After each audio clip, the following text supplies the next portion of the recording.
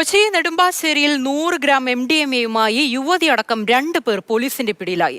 ബംഗളൂരുവിൽ നിന്ന് ടൂറിസ്റ്റ് ബസ്സിൽ കടത്തിയ ലഹരിയാണ് എറണാകുളം റൂറൽ പോലീസ് പിടിച്ചെടുത്തത്. MDMA ചെറു പാക്കറ്റുകളിലാക്കി വിൽപ്പന നടത്താനായിരുന്നു പ്രതികളുടെ plan.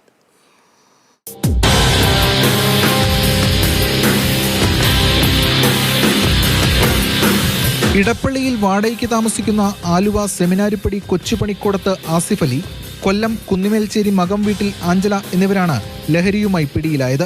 Ernakulam rural SP doctor Vaibhav സക്സേനയ്ക്ക് ലഭിച്ച രഹസ്യവിവരത്തിന്റെ അടിസ്ഥാനത്തിലാണ് അറസ്റ്റ്.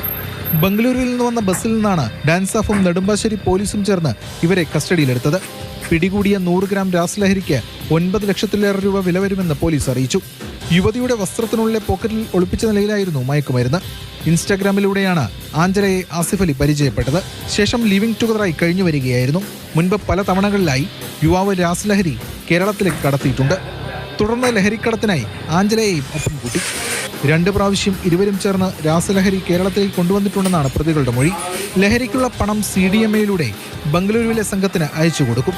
അവർ മയക്കുമരുന്ന് ആളൊഴിഞ്ഞ ഭാഗത്തെ പ്രത്യേക സ്ഥലത്ത് കൊണ്ടുവയ്ക്കും. ലൊക്കേഷനും കൈമാറും. ആസിഫ് അലിയും ആഞ്ചലയും ബംഗളൂരുവിലെത്തി ലഹരിയെടുത്ത് ടൂറിസ്റ്റ് ബസ്സിൽ കേരളത്തേക്ക് കടത്തുകയായിരുന്നു ചെയ്തിരുന്നത്. ഇവിടെ ചെറു പാക്കറ്റുകളിലാക്കി MDMA വിൽപ്പന നടത്തുകയായിരുന്നു രീതി.